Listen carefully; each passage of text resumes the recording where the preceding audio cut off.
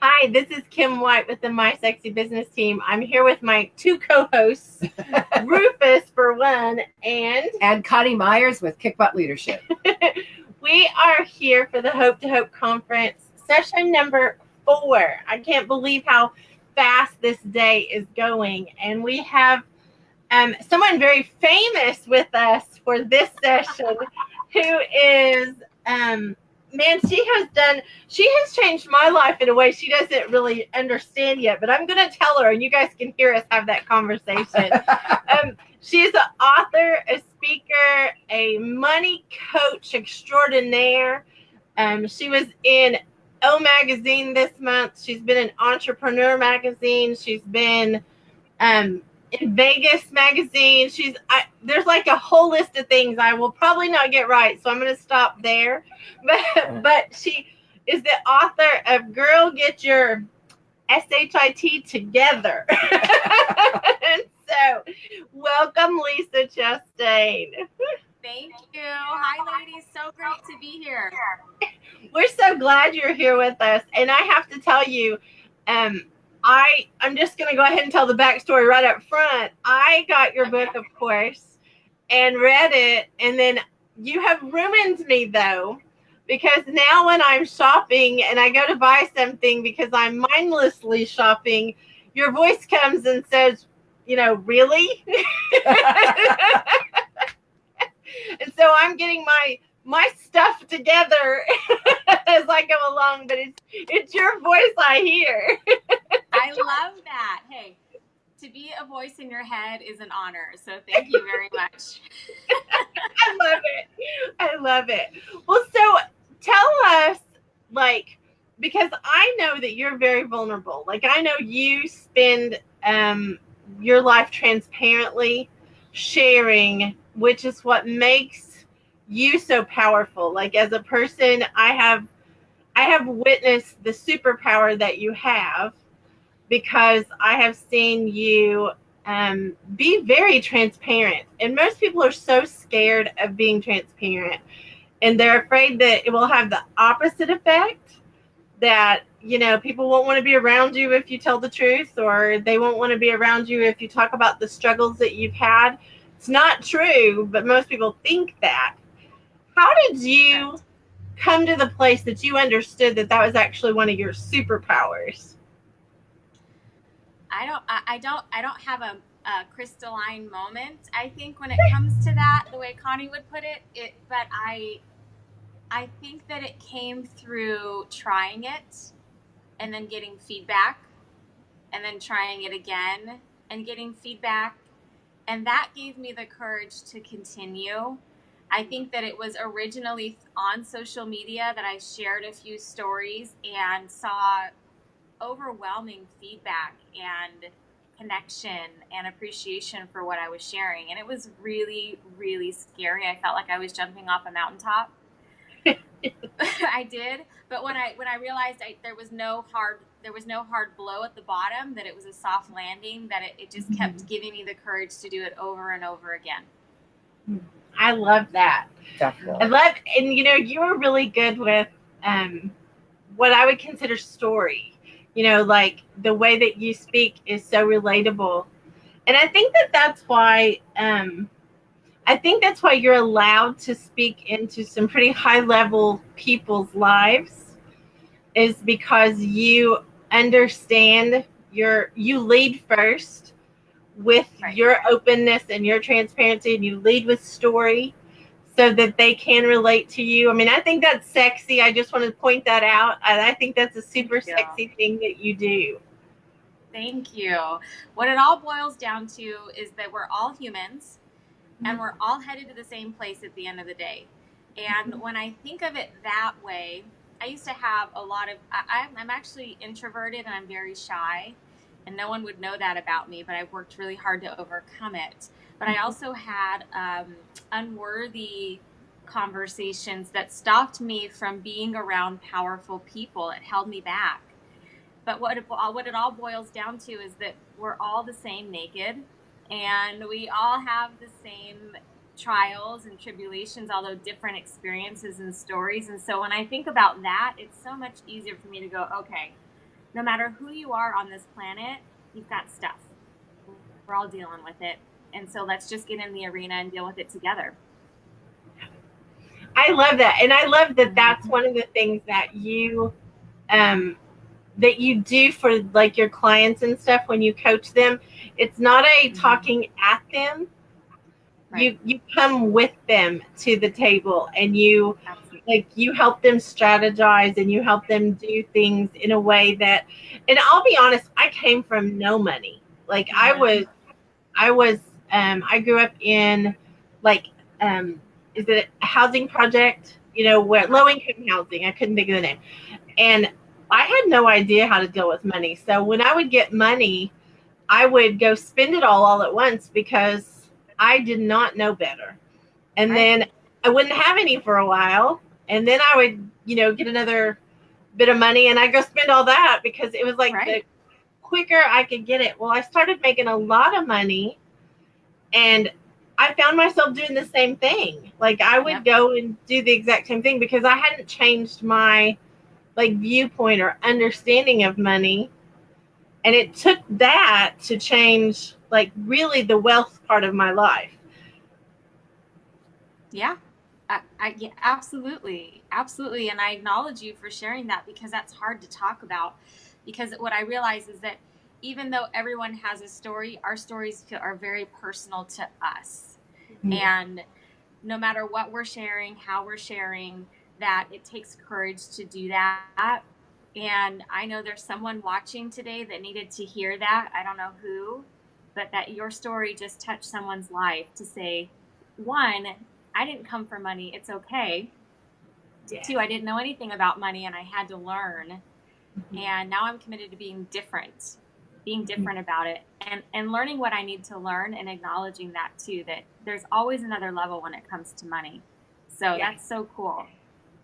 Well, and you started that last leveling up I've been doing because, when I got your book, I wanted to support you because I love you.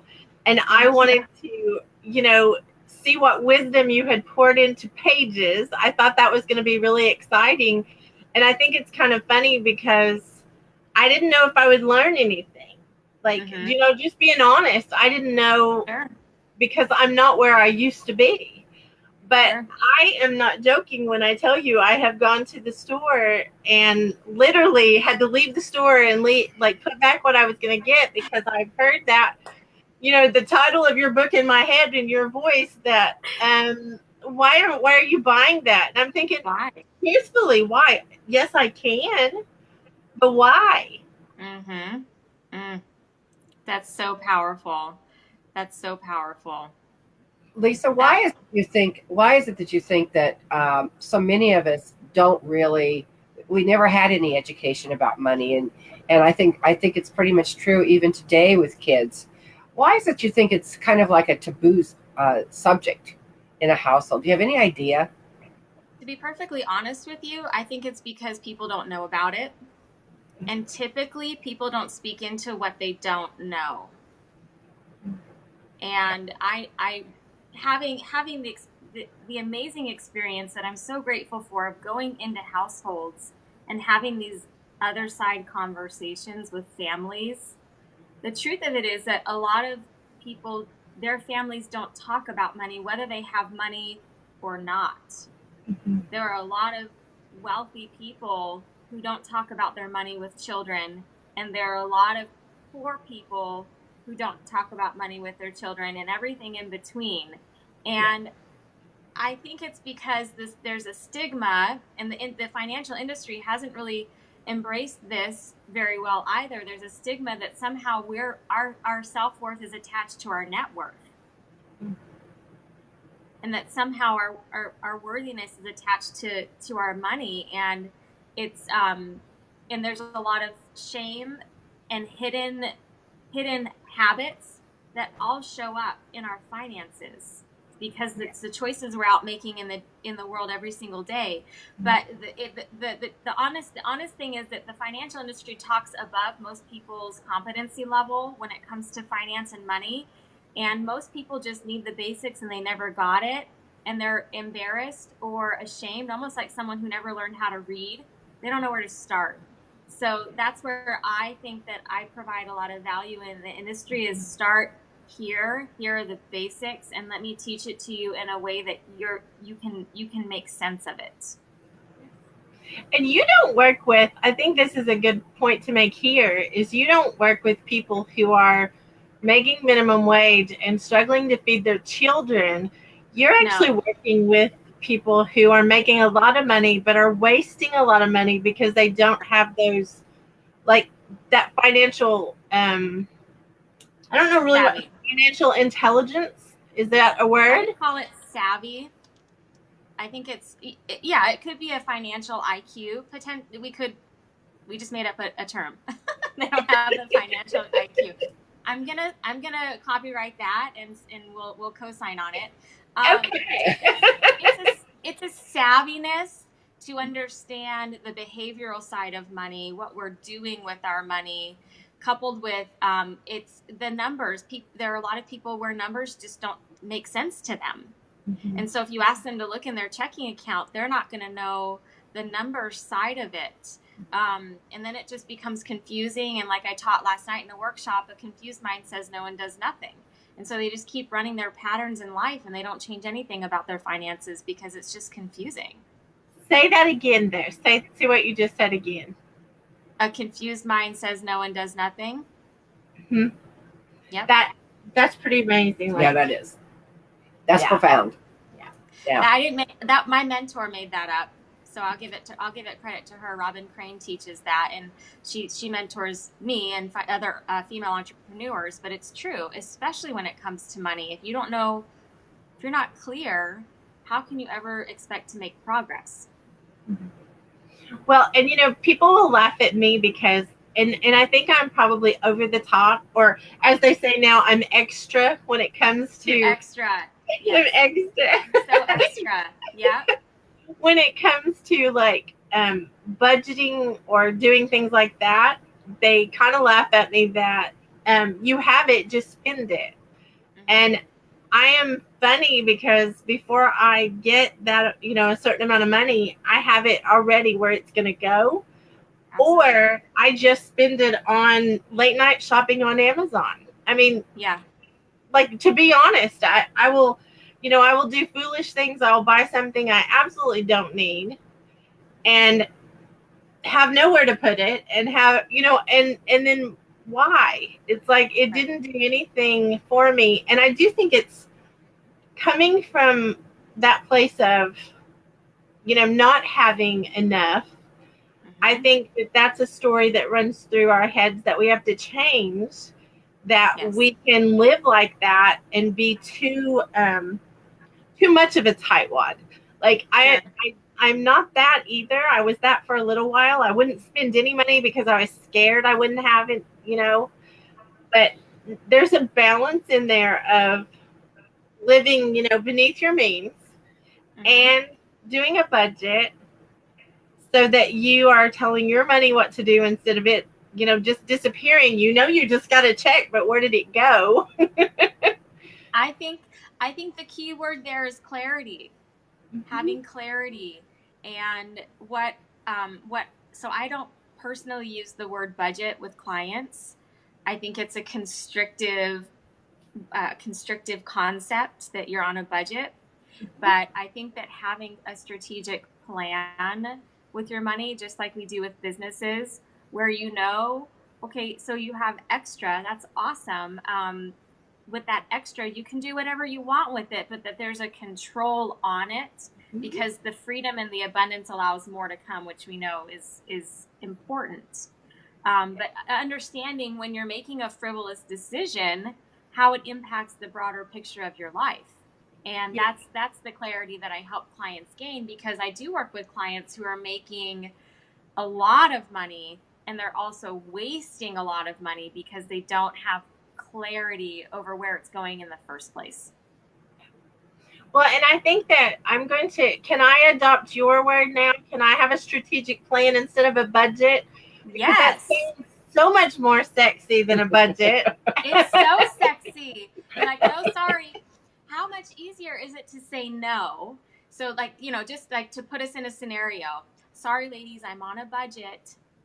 Yes. Or, sorry, I'm not going to choose to do that tonight because I have a strategic plan. And this doesn't fall into my strategic plan. I love that. Yeah. Right? Yeah. And who's going to argue with that? Who would? Who is going to? But I mean, I think that is, it's almost like you are taking control and saying, don't ask anymore, or, you know what I mean? These are my boundaries, and I'm going to do this because it matters and because I have this plan of what I'm going to do. If you're the CFO of a company and you tell the board, I'm sorry, we can't make this choice because it's not a part of the plan, everybody's like, all right, well, let's figure it out. And so for women, if we become our own CFO of our lives, how does that change the context and the fabric of our lives? I think it's a really different way and a different way of being and new come from with our money specifically. Well, I'm going to just tell you, my affirmation this week is to change that word to the other, because I am not going to be on a budget anymore. I have a strategic plan. Yes. That's 2 snaps in a circle. That's right. I love it. I was hoping you would show up with red lipstick today so that like we'd be the 3 red lipstick girls. Okay, so I will next time. I know I'm going to be on with Connie again soon. I don't know if you'll be on together. I don't wear red lipstick, but for you, I will. Okay. You know what? I didn't used to wear red lipstick either until I started hanging out with this one. It's on. I love it. I love it. Yeah. Well, you know, your book is one means that they can get a taste of you and see what kind of, you know, amazing wisdom you have. And I will tell you, your book is very good. It's something that is and I appreciate like the simple part of it, as far as you didn't give me something complicated to read, because I'm out.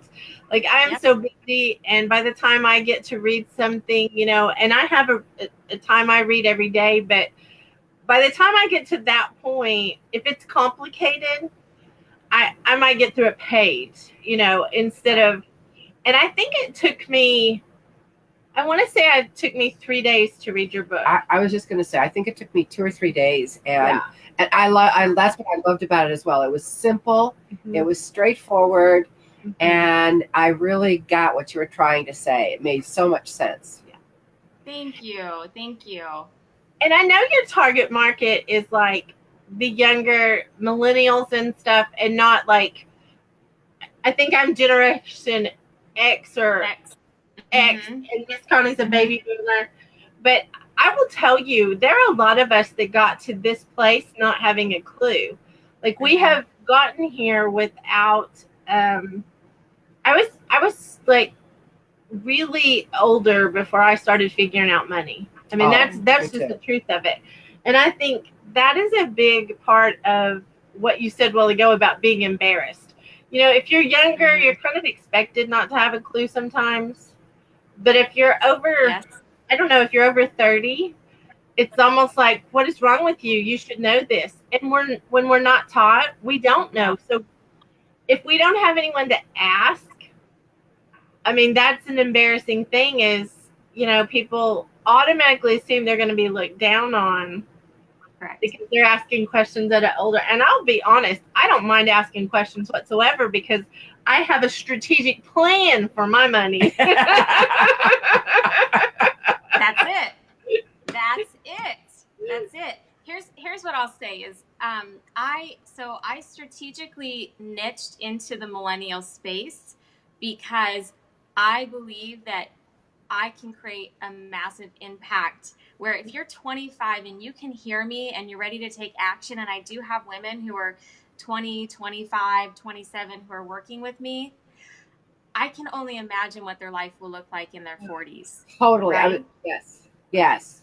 Totally. But the power of what I do is that it transcends age. And so I'm just looking for the woman who's ready to obtain the right information for once, and have a safe, loving place to land to do the work. And for those who pick up my book, and thank you so much for that feedback, is that my book is exactly who I am.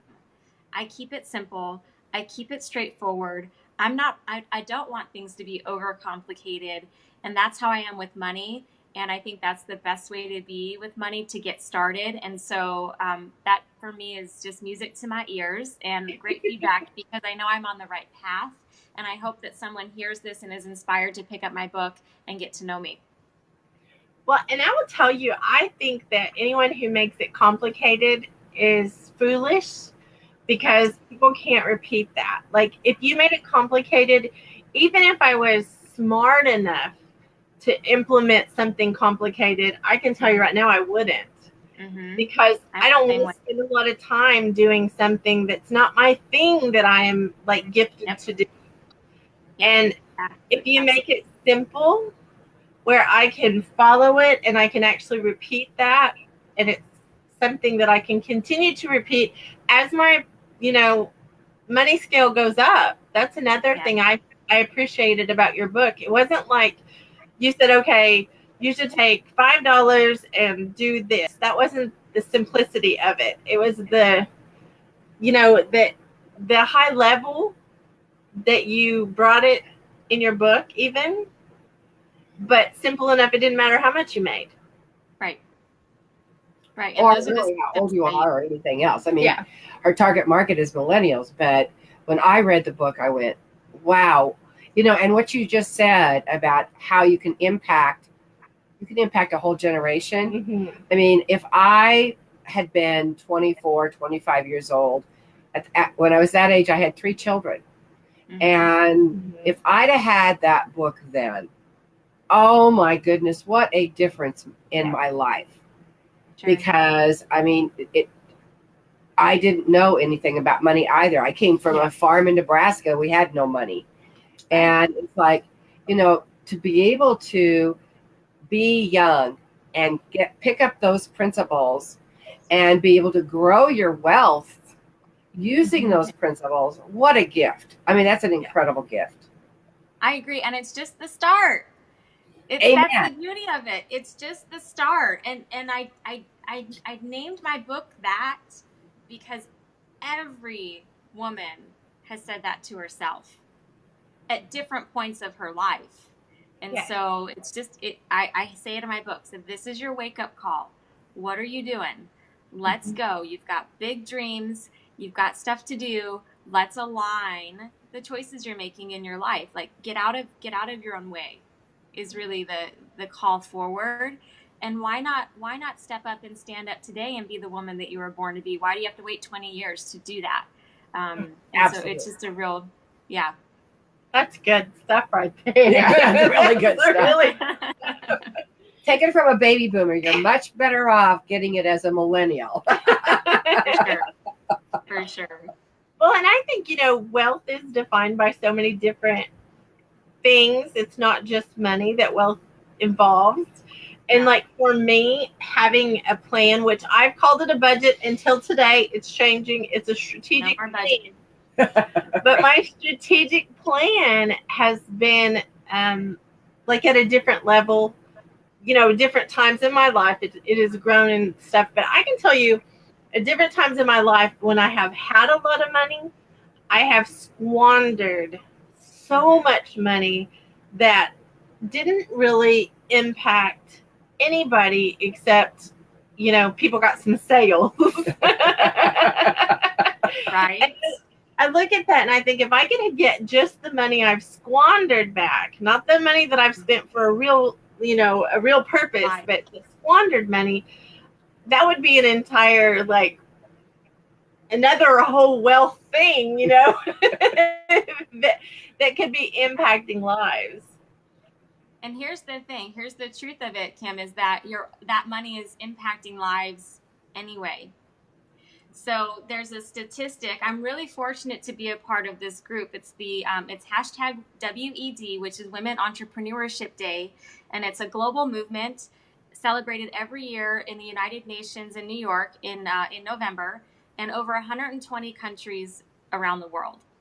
Wow. And it's about our mission there is to end poverty for women.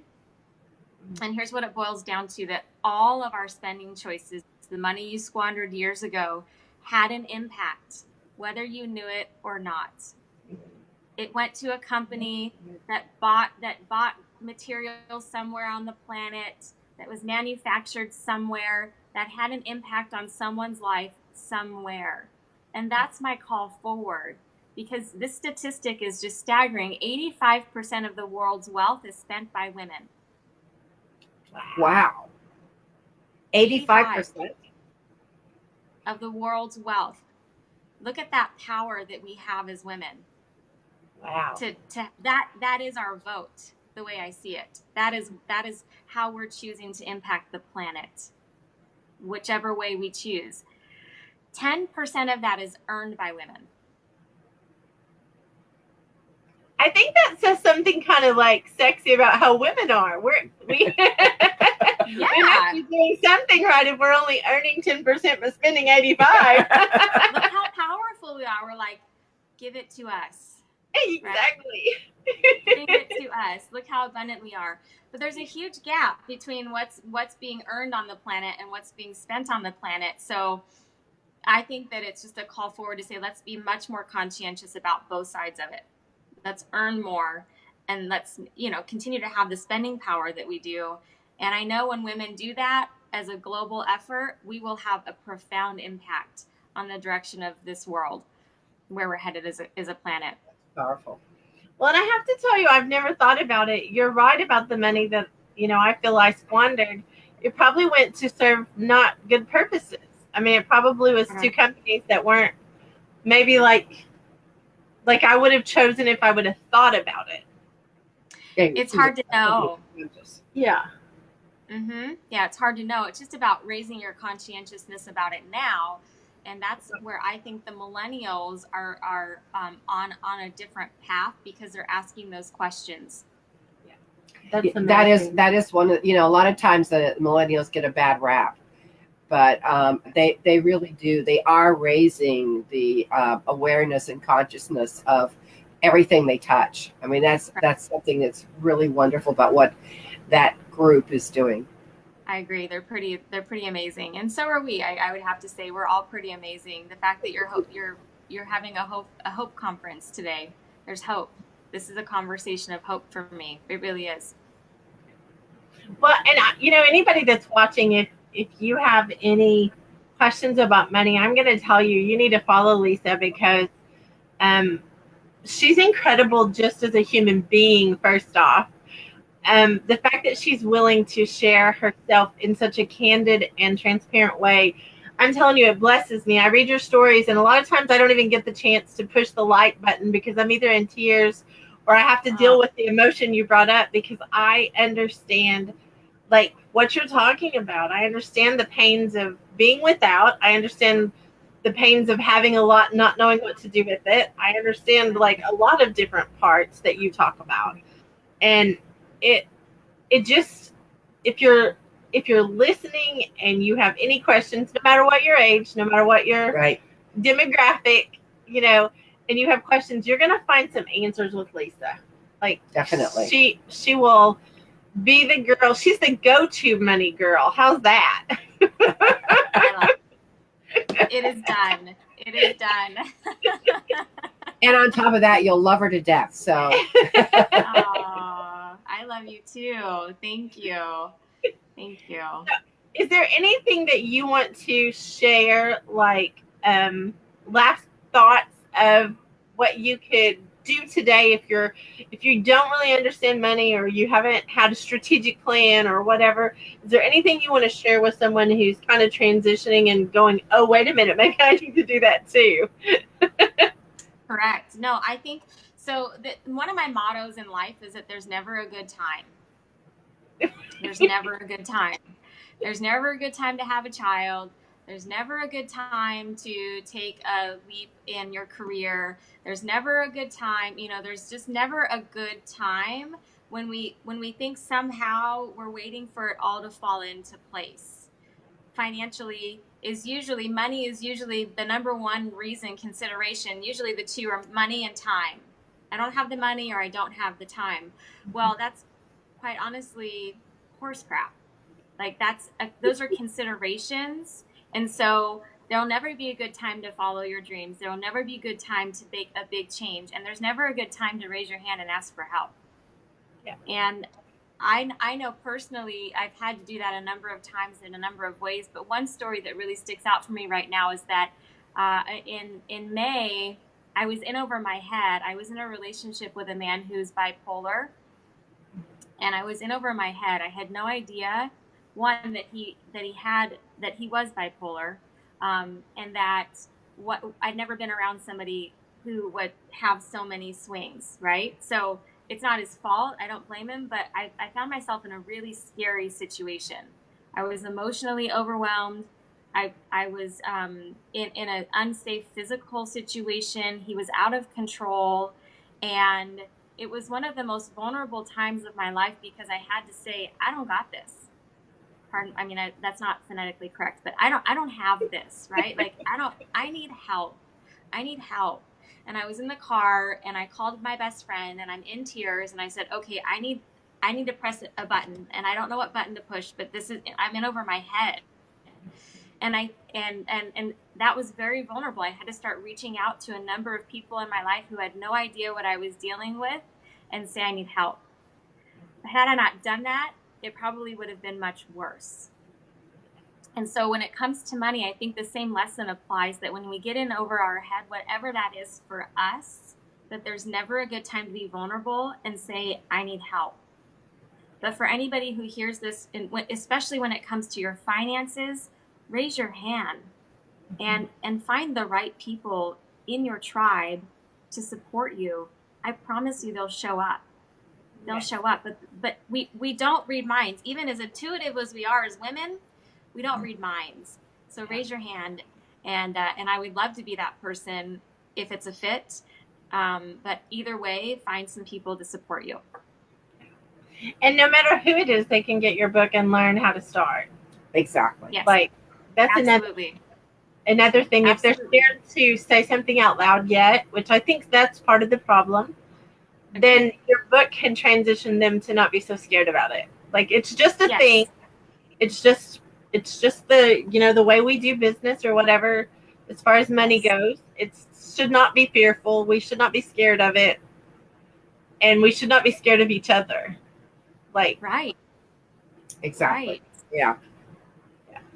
Well, thank you so much for coming on today. I am always so blessed to have any conversation with you. I think it would that I've known you forever and I haven't, but I think I have. And I'm one of your fangirls. I laugh. I'm one of your cheerleaders along your path because I think you're just amazing. Thank you. I'm so grateful. I'm so grateful to be in your tribe. I'm so grateful I could hop on with you today, and let me know how I can support you. However I can do that, I will. Thank you. Thank you so much. So This is the Hope to Hope conference, and this was session 4.